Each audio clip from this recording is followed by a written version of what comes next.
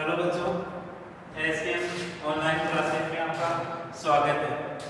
देखो, अपना टॉपिक चल रहा था मानव का उत्सर्जन तंत्र, जिसके अंदर वहाँ पे उत्सर्जन तंत्र उसकी संरचना के बारे में पढ़ा था।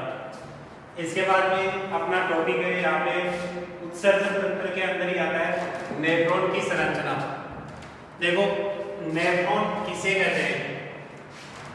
उत्सर्जन तंत्र के अंदर एक भाग आया था वृक्क या फिर किडनी।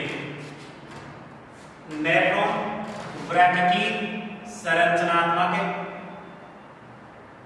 व क्रियात्मक इकाई, वृक्क की संरचनात्मक और क्रियात्मक इकाई को क्या कहेंगे? यहाँ पे नेफ्रॉन कहते हैं।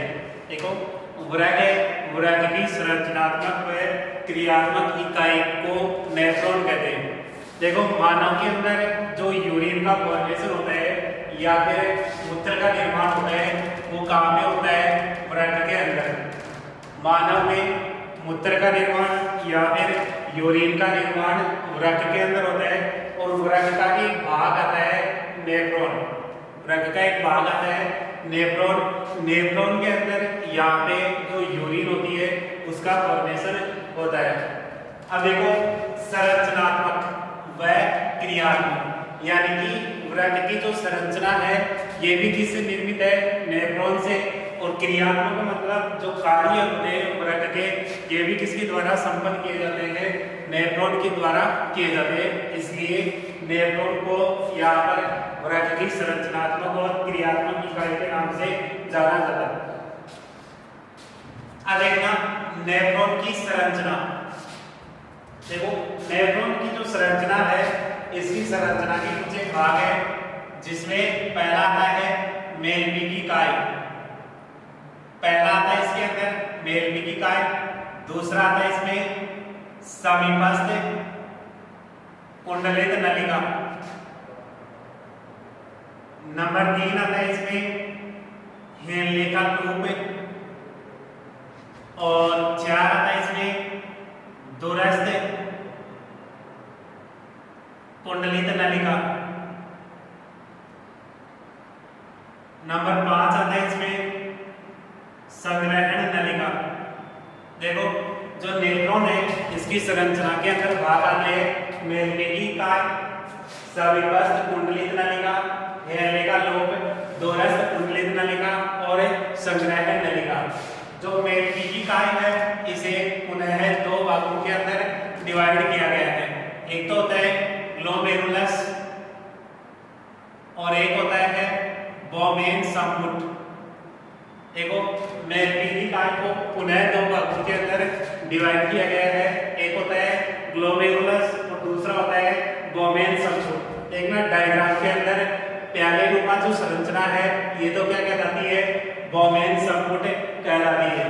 और जो प्याले नुमा संरचना है इसके अंदर असंख्य छिद्र पाए जाते हैं। इन असंख्य छिद्रों को क्या बोलते हैं? ग्लोमेरुलस कहते हैं। ग्लोमेरुलस और बोमेन संपुट आपस में मिलकर के किसका निर्माण करते हैं? यहाँ पे मेलमिकी काय का निर्माण करते हैं। बोमेन जो संपुट है, इसका पद से जो भाग होता है यहाँ पर सीधी व कुंडलित नलिका के अंदर खुलता है। इस सीधी व कुंडलित नलिका को किस नाम से जाना जाता है? समीपस्थ कुंडलित नलिका के नाम से जाना जाता है। समीपस्थ जो कुंडलित नलिका है, प्रारंभ के अंदर तो कुंडलित है और आगे जाकर के ये सीधी हो जाती है, जो कि आगे किसका निर्माण करती है? यहाँ पे हेनले के लोब का निर्माण करती है। हेनले का जो लूप होता है यहाँ पर यू आकार का होता है। हेनले का जो लूप है उसकी संरचना किस प्रकार की होती है? यहाँ पर यू आकार की होती है। हेनले का जो लूप है इसकी 2 भुजाएं होती है। एक तो होती है अवरोही भुजा और दूसरी होती है आरोही भुजा। अवरोही भुजा किसे कहते हैं? कि वह भुजा जो समीपस्थ कुंडलित नलिका से जुड़ी होती है उसे क्या कहेंगे? यहाँ पर अवरोही भुजा कहते हैं। और आरोही का मतलब होता है जो दूरस्थ कुंडलित नलिका से जुड़ी रहती है, उसे क्या कहेंगे? यहाँ पर आरोही भुजा कहते हैं। फिर आता है इसके अंदर आगे वापस कुंडलित भाग आता है। इस कुंडलित भाग को क्या कहेंगे? यहाँ पर दूरस्थ कुंडलित नलिका कहते हैं। दूरस्थ कैसे है, जो ग्लोमेरुलस है या फिर मेलपीटी काय है इससे दूर स्थित होता है, इसलिए इसे दूरस्थ कुंडलिक नलिका कहते हैं। जो पास वाला है उसे समीपस्थ है। दूरस्थ कुंडलिक नलिकाएं अंत में जाकर के किसका निर्माण करती है, संग्रहण नलिकाओं का निर्माण करती है। अनेक जो दूरस्थ कुंडलिक नलिकाएं होती है ये आपस में मिलकर के किसका निर्माण करती है, यहाँ पे संग्रहण नलिकाओं का निर्माण करती है। और जो सभी संग्रहण नलिकाएं होती है अंत में जाकर के जो पेल्विस वाला भाग होता है इस पेल्विस भाग में आकर के खुलती है। जो सभी संग्रहण नलिकाएं होगी ये किसके अंदर आके खुलती है, यहाँ पर पेल्विस भाग के अंदर आकर खुलती है। ये तो था इसमें डायग्राम से। इधर थोड़ी में देखना, देखो पहला भाग है मेलपीटी काय, दो भाग है ग्लोमेरुलस और बोमेन संपुट। देखो जो ग्लोमेरुलस है या पहले देखना बोमेन संपुट है, यहाँ पर ये प्याले नुमा या फिर कपनुमा संरचना होती है। इस कपनुमा संरचना के अंदर अनेक महीन सूक्ष्म छिद्र उपस्थित होते हैं और ये जो छिद्र होते हैं ये 0.1 माइक्रोमीटर व्यास के होते हैं। कितने व्यास के होते हैं, 0.1 माइक्रोमीटर व्यास के होते हैं, जिसके कारण यहाँ पर इसकी जो पारगम्यता होती है ग्लोमेरुलस की ये यहाँ पर 100 से लेकर के 1000 गुना बढ़ जाती है। इसकी जो पारगम्यता होती है वो कितनी बढ़ जाती है, यहाँ पर 100 से लेकर के 1 गुना बढ़ जाती है, 1000 गुना बढ़ जाती है। अब किसकी तुलना में बढ़ती है, यहाँ पर जो रक्त केशिकाएं होती है रक्त केशिकाओं की तुलना में इसकी जो पारगम्यता होती है वो 100 से लेकर के 1000 गुना यहाँ पर अधिक हो जाती है। इसके अलावा यहाँ पर जो मेलपीटी काय होता है इसके अंदर रुधिर को लाने वाली जो रक्त वाहिनियां होती है उन्हें अभिवाही धमनिका कहते हैं। बोमेन संपुट या फिर मेलपीटी काय के अंदर ब्लड को लाने वाली जो रक्त वाहिनियां होती है उन रक्त वाहिनियों को क्या बोलते हैं, अभिवाही धमनिकाएं कहते हैं। तथा इसमें से वापस ब्लड को लाने वाली जो रक्त वाहिनियां होती है उन रक्त वाहिनियों को किस नाम से जाना जाता है, अपवाही धमनिका के नाम से जाना जाता है। दोबारा देखना कि जो बोमेन संपुट है या फिर मेलपीटी काय इसके अंदर ब्लड को लाने वाली जो अभिवाही धमनियां होती है लाने वाली जो रक्त नलिकाएं होती है उन रक्त नलिकाओं को अभिवाही धमनिकाएं कहते हैं। इसके अलावा इसमें से ब्लड को वापस बाहर की ओर लाने वाली जो रक्त नलिकाएं होती है उन्हें अपवाही धमनिकाएं कहते हैं। इसके अतिरिक्त और देखना कि जो अभिवाही धमनिकाएं होती है, अभिवाही धमनिकाएं इनका जो व्यास होता है ये क्या होता है, यहाँ पर अधिक होता है। अभिवाही धमनियों के अंदर व्यास क्या होता है, यहाँ पर अधिक होता है, इसलिए इनके अंदर जो ब्लड आएगा ये यहाँ पर तेज गति से आता है। ब्लड किस गति से आएगा, तेज गति से, जबकि अपवाही धमनियों के अंदर जो ब्लड होगा ये धीरे धीरे बाहर निकलता है। तो पहला टॉपिक था इसमें आपका मेलपीटी काय, ग्लोमेरुलस और बोमेन संपुट आपस में मिलकर के किसका निर्माण कर रहे हैं, यहाँ पे मेलपीटी काय का निर्माण करते हैं। बोमेन संपुट प्यालेनुमा संरचना होती है जिसके अंदर अनेक सूक्ष्म छिद्र उपस्थित होते हैं। इन जो सूक्ष्म छिद्र है इन्हें ग्लोमेरुलस कहते हैं।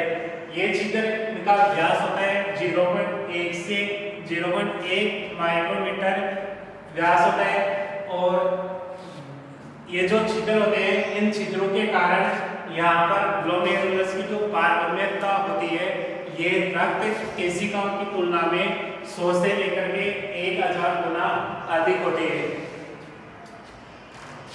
इसके अलावा बोमेन संपुट में रक्त को लाने वाली जो रक्त वाहिनियां होती है उन्हें अभिवाही धमनियां कहते हैं तथा वापस रक्त को बाहर लाने वाली जो नलिकाएं होती है उन्हें अपवाही धमनिका के नाम से जाना जाता है। फिर आता है यहाँ पे समीपस्थ कुंडलित नलिका। जो बोमेन संपुट है यहाँ पर एक छोटी और सीधी गिरवा से किससे जुड़ा रहता है, समीपस्थ कुंडलित नलिका से। देखो बोमेन संपुट यहाँ पर छोटी और सीधी गिरवा की सहायता से जो समीपस्थ कुंडलित नलिका होती है उससे ये जुड़ा रहता है। समीपस्थ जो कुंडलित नलिका है इसका दूसरा भाग किससे जुड़ा रहता है, हेलने के लूप से जुड़ा हुआ होता है। हेलने का लूप यहाँ पर यू आकार का होता है। हेलने का लूप किस आकार का होता है, यू आकार का होता है। इस हेलने के लूप की भी दो भुजाएं होती है, एक होती है अवरोही भुजा और दूसरी आती है इसमें आरोही भुजा। देखो दो भुजाएं हैं, एक तो है अवरोही और दूसरी आती है आरोही भुजा। अवरोही भुजा समीपस्थ कुंडलित नलिका से जुड़ी रहती है, जबकि आरोही भुजा दूरस्थ कुंडलित नलिका से जुड़ी हुई होती है। इसके बाद में आगे भाग आता है हेलने के लूप से दूरस्थ कुंडलित नलिका। ये जो भाग है ये भी लंबी कुंडलित संरचना के रूप में उपस्थित होता है, जिसका एक भाग तो हेलने के लूप से जुड़ा होता है और दूसरा जो भाग होता है ये संग्रहण नलिकाओं से जुड़ा हुआ होता है। इसके बाद में अंतिम जो भाग होता है वो कौन सा था, यहाँ पे संग्रहण नलिकाओं का। संग्रहण नलिकाएं यहाँ पर इसका अंतिम भाग है। इन नलिकाओं के अंदर अनेक दूरस्थ कुंडलित नलिकाएं आकर के खुलती है और यहाँ पर जो सभी दूरस्थ कुंडलित नलिकाएं होती है वो संग्रहण नलिकाओं के अंदर खुलेगी। इसके अलावा जो संग्रहण नलिकाएं होती है ये व्रत के पैल्विस भाग के अंदर आकर के खुलती है। संग्रहण नलिकाएं व्रत के कौन से भाग में खुलती है, पैल्विस भाग के अंदर आकर के खुलती है। तो ये था आपका यहाँ पे नेफ्रॉन की संरचना। इसके बाद में इसमें एक टॉपिक आता है कि नेफ्रॉन के प्रकार। देखो नेफ्रॉन के प्रकार दो प्रकार होते हैं। एक तो होता है जस्ट्रा मेडुलरी नेफ्रॉन, एक तो कौन सा है जस्ट्रा मेडुलरी नेफ्रॉन। एक आता है इसमें कॉर्टिकल नेफ्रॉन। दो प्रकार के नेफ्रॉन है, एक तो है जस्ट्रा मेडुलरी नेफ्रॉन और दूसरा आता है इसमें कॉर्टिकल नेफ्रॉन। कॉर्टिकल जो नेफ्रॉन है ये नेफ्रॉन का 80% भाग बनाता है। कॉर्टिकल जो नेफ्रॉन होता है ये यहाँ पर नेफ्रॉन का 80% भाग बनाता है। ये जो नेफ्रॉन होते हैं इनमें हेलने का जो लूप होता है ये बड़ा होता है। हेलने का लूप क्या रहेगा, यहाँ पर बड़ा होता है, जबकि जो जस्ट्रा मेडुलरी नेफ्रॉन होता है ये नेफ्रॉन का 20% भाग बनाता है। और इनके अंदर यहाँ पर जो हेलने का लूप होता है ये क्या रहेगा, यहाँ पर छोटा होता है। देखो दो प्रकार के नेफ्रॉन होते हैं, एक तो होता है जस्ट्रा मेडुलरी नेफ्रॉन और दूसरा होता है कॉर्टिकल नेफ्रॉन। जस्ट्रा मेडुलरी नेफ्रॉन 20% भाग बनाता है नेफ्रॉन का, इसके अंदर हेलने का जो लूप होता है वो छोटा होता है, जबकि जो कॉर्टिकल नेफ्रॉन होता है ये नेफ्रॉन का 80% भाग बनाता है और इसके अंदर जो हेलने का लूप होता है ये बड़ा होता है। अब देखो जो जलीय जंतु होते हैं उनके अंदर तो जस्ट्रा मेडुलरी नेफ्रॉन अधिक पाए जाते हैं, जबकि जो मरुस्थलीय जंतु होते हैं उनके अंदर कॉर्टिकल नेफ्रॉन अधिक पाए जाते हैं। उसका रीजन ये होता है कि जो जलीय जंतु होते हैं उनके अंदर जो नेफ्रॉन का प्रकार है वो जस्ट्रा मेडुलरी नेफ्रॉन है। हेलने का लूप कैसा होता है, यहाँ पे छोटा होता है। पर्याप्त मात्रा के अंदर जल उपलब्ध होने के कारण यहाँ पर अवशोषण की अधिक आवश्यकता नहीं होती है, जल अवशोषण की अधिक आवश्यकता नहीं होती है।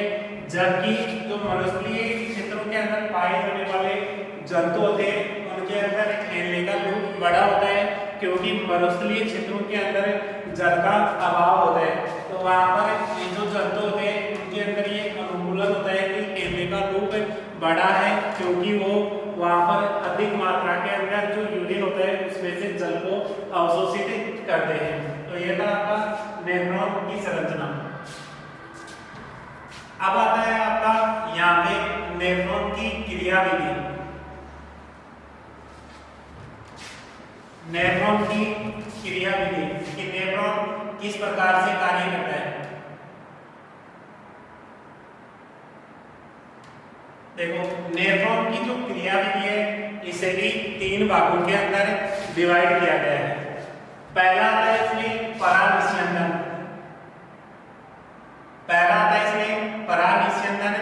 दूसरा आता है इसमें चयनात्मक,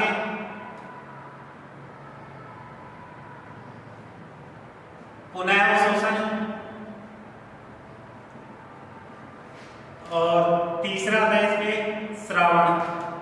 देखो, नेफ्रॉन की जो क्रियाविधि है इसे 3 भागों के अंदर डिवाइड किया गया है। पहला है परानिस्यंदन, दूसरा आता है इसमें चयनात्मक पुनः अवशोषण, और तीसरा आता है इसमें श्रावण। अब देखो, अभी बताया था आपको अभिवाही धमनी यहाँ पर ब्लड को जो मैग्नेटिक कार्य होता है उसके अंदर लेके आती है। देखो, परानिस्यंदन के अंदर देखना कि जो अभिवाही धमनी होती है, अभिवाही धमनी ये ब्लड को कहां पे लेके आती है, मेलविकिकाय या फिर जो आपका ग्लोमेरुलस होता है, ग्लोमेरुलस मेलविकिकाय का एक भाग होता है, ग्लोमेरुलस के अंदर लाती है। अब ग्लोमेरुलस यहाँ पर जो ब्लड है, ब्लड में से ब्लड में उपस्थित यूरिया, इसके अलावा यूरिक एसिड आदि को क्या करता है, छानने का कार्य करता है। देखो, ग्लोमेरुलस कार्य क्या करता है, ब्लड में उपस्थित जो यूरिया होता है, यूरिक अम्ल होता है आदि को छानने का कार्य करता है। अब देखो, अभिवाही धमनी यहाँ पर ब्लड को ग्लोमेरुलस के अंदर लेके आती है। अब ग्लोमेरुलस के अंदर क्या पाया जाता है ऐसा जिसके कारण ब्लड को छाना जाता है। देखो, ब्लड के यहाँ पर ग्लोमेरुलस के अंदर अभी बताया था असंख्य छिद्र पाए जाते हैं, असंख्य छिद्र जिनका व्यास कितना बताया था 0.1 माइक्रोमीटर। तो यहाँ पर ग्लोमेरुलस के अंदर जैसे ही अभिवाही धमनिका के द्वारा ब्लड लाया जाता है तो उस दौरान उसमें से जो यूरिक एसिड होता है उसको अलग कर लिया जाता है। प्राप्त जो मिश्रण होता है यूरिक एसिड और यूरिया वाला, इसे किस नाम से जाना जाता है, छलित के नाम से जाना जाता है, जो कि यहाँ पर बोमेन संपुट की गुहा के अंदर एकत्रित हो जाता है। बोमेन संपुट की जो गुहा होती है उस गुहा के अंदर एकत्रित हो जाता है। इसके अलावा ब्लड में उपस्थित जो रक्त केशिकाएं होती है, रक्त कणिकाएं, प्रोटीन और जो कोलाइडी पदार्थ होते हैं या कोलाइडी कण होते हैं, ये यहाँ पर ग्लोमेरुलस के द्वारा नहीं छाने जाते हैं। ये यहाँ पर ग्लोमेरुलस के द्वारा नहीं छाने जाते हैं, तो ग्लोमेरुलस के ऊपर ही रह जाते हैं और जो छलित होता है ये बोमेन संपुट की गुहा के अंदर आकर के एकत्रित हो जाता है। यहाँ पर जो एक स्वस्थ व्यक्ति होता है उसके अंदर इसका जो दाब होता है वो 70 mmHg होता है। एक स्वस्थ व्यक्ति के अंदर जो ग्लोमेरुलस है उसके अंदर जो अभिवाही धमनिका है उसके द्वारा लगने वाला जो दाब होता है वो कितना होता है, 70 mmHg होता है। इसी प्रकार से यहाँ पर जो रक्त होता है, रक्त द्वारा भी यहाँ पर दाब लगाया जाता है, जो कि कितना होता है यहाँ पर 20 mmHg। जो छलित ब्लड होता है उसके द्वारा भी यहाँ पे दाब लगाया जाता है, उस दाब का मान कितना होता है 20 mmHg। इसके अलावा यहाँ पर निस्यंदन द्रवस्थितिक दाब, निस्यंदन द्रवस्थितिक जो दाब होता है इसका मान कितना होता है 30 mmHg। तो देखना 3 प्रकार के दाब है। एक तो ग्लोमेरुलस द्वारा लगने वाला जो दाब होता है उस दाब की बात कर रहा है। एक स्वस्थ व्यक्ति के अंदर इसका जो मान होता है वो 70 mmHg होता है। दूसरा ब्लड द्वारा लगने वाला जो दाब है उसका मान होता है 20 mmHg। और तीसरा होता है निस्यंदन नर्वस्थितिक दाब जिसका मान होता है 30 mmHg। अब देखना ग्लोमेरुलस के द्वारा ब्लड को छाना जाता है। रक्त कणिकाएं, प्रोटीन और कोलाइडिन कण ये तो ग्लोमेरुलस के अंदर ऊपर की ओर रह जाते हैं। इसके अलावा जो यूरिया हो गया, यूरिक एसिड हो गया, जल के अणु ये यहाँ पर छन करके कहाँ पर आ जाते हैं, बोमेन संपुट की गुहा के अंदर आ जाते हैं। यहाँ पर छानने की जो क्रिया होती है उस क्रिया को क्या बोलते हैं, परागनिस्यंदन के नाम से जाना जाता है। और जो छनित पदार्थ प्राप्त होता है उसे निस्यंदन कहते हैं। उस छनित को किस नाम से जाना जाता है, निस्यंदन के नाम से जाना जाता है। देखो यहाँ पे परागनिस्यंदन के अंदर क्या कर रहे हैं, अभिवाही ग्रंथि ब्लड को लेकर के ग्लोमेरुलस के अंदर लाती है। ग्लोमेरुलस में उपस्थित जो असंख्य छिद्र होते हैं वो इस ब्लड को छानने का कार्य करते हैं, जिसके कारण ब्लड में उपस्थित रक्त कणिकाएं, प्रोटीन और कोलाइडिन कण ये तो ग्लोमेरुलस के अंदर रह जाते हैं। और जो छनित होता है जैसे यूरिया हो गया, यूरिक एसिड हो गया और जल, ये सारे कहाँ पर आ जाते हैं, बोमेन संपुट की गुहा के अंदर आकर के एकत्रित हो जाते हैं। इसके अलावा यहाँ पर जब ब्लड लाया जाता है तो उस दौरान जो दाब होता है उसका मान होता है 70 mmHg। रक्त द्वारा जो दाब रहता है वो 20 mmHg और जो निस्यंदन नर्वस्थितिक दाब होता है उसका मान 30 mmHg होता है। इसके अलावा देखना यहाँ पर ब्लड को छानने की जो क्रिया होती है उस क्रिया को क्या बोलते हैं, परागनिस्यंदन के नाम से जाना जाता है। और जो प्राप्त तरल होता है या द्रव होता है छनित, उस छनित को निस्यंदन के नाम से जाना जाता है।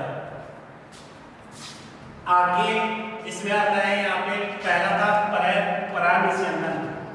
अब सेकंड आता है यहाँ पे चयनात्मक पुनः अवशोषण। चयनात्मक पुनः अवशोषण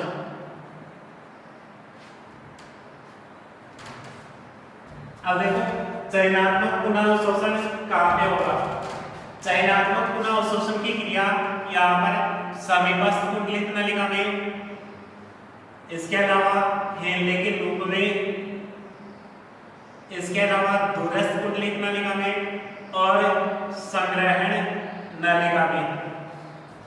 देखो चयनात्मक पुनः अवशोषण की क्रियाएं कौन कौन से भागों के अंदर संपन्न होती है, समीपस्थ में, हेनले के रूप में, दूरस्थ में और संग्रहण नलिकाओं के अंदर। यहाँ पे चयनात्मक पुनः अवशोषण की आवश्यकता क्यों होती है, क्योंकि ग्लोमेरुलस जो निस्यंदन होता है इसके अंदर विटामिन, पोषक पदार्थ, इसके अलावा प्रोटीन वगैरह आदि छन करके इस निस्यंदन के अंदर आ जाते हैं।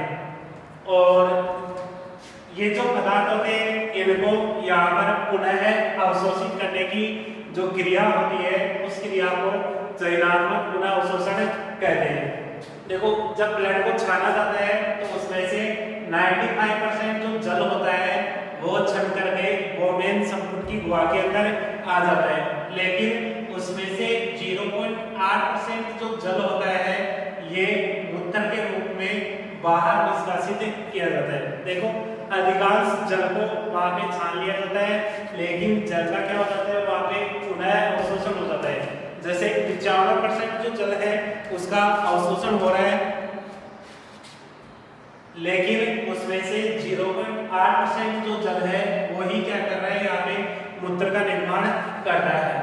तो यहाँ पे देखना जो निस्यंदन है उसमें से विटामिन हो गए, पोषक पदार्थ हो गए, प्रोटीन हो गए, इसके अलावा जल वगैरह हो गया, इन सभी का पुनः क्या किया जाता है, अवशोषण किया जाता है, जिसे चयनात्मक पुनः अवशोषण के नाम से जाना जाता है।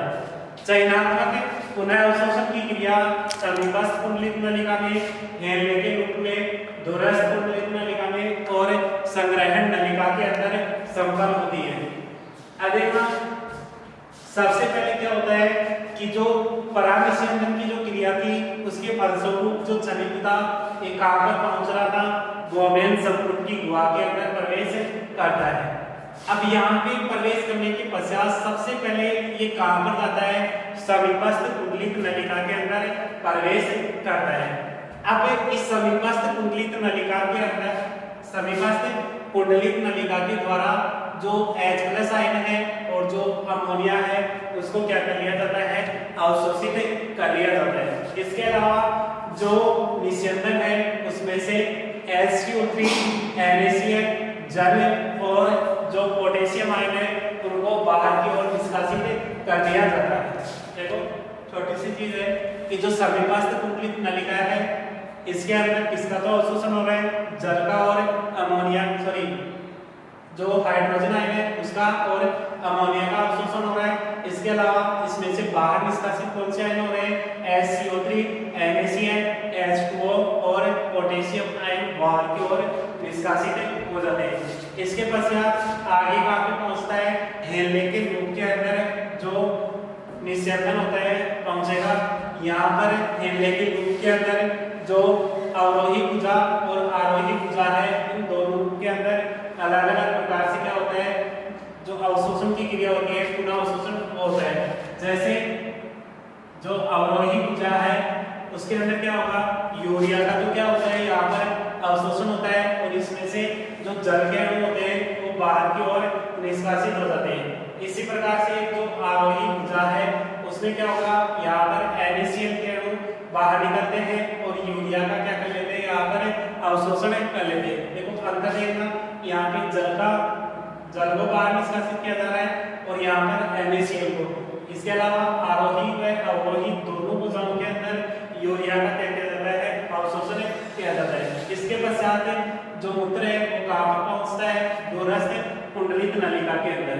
अब देखो समीपस्थ कुंडलित नलिका के अंदर जिन आयनों का अवशोषण नहीं होता है उनका अवशोषण कहाँ पे होता है, दूरस्थ कुंडलित नलिका के अंदर होता है। इनमें देखना वापस पोटेशियम आयन और H+ आयन क्या हो रहे हैं, अंदर की ओर प्रवेश करते हैं। इसके अलावा NaCl, HCO3 और जल का जो अणु होता है ये वापस यहाँ से बाहर निकल जाता है। इसके पश्चात जो चलित है ये कहाँ पर आ जाता है, संग्रहण नलिका के अंदर आ जाता है और इन संग्रहण नलिकाओं के अंदर केवल जो जल होता है उसका क्या किया जाता है, अवशोषण किया जाता है। इसके पश्चात अवशोषण होगा, उसके पश्चात जो प्राप्त यहाँ पे लिक्विड होगा या प्राप्त जो जलीय पदार्थ होगा वो यहाँ पर इस रूप में होगा, मूत्र के रूप में उपस्थित होता है।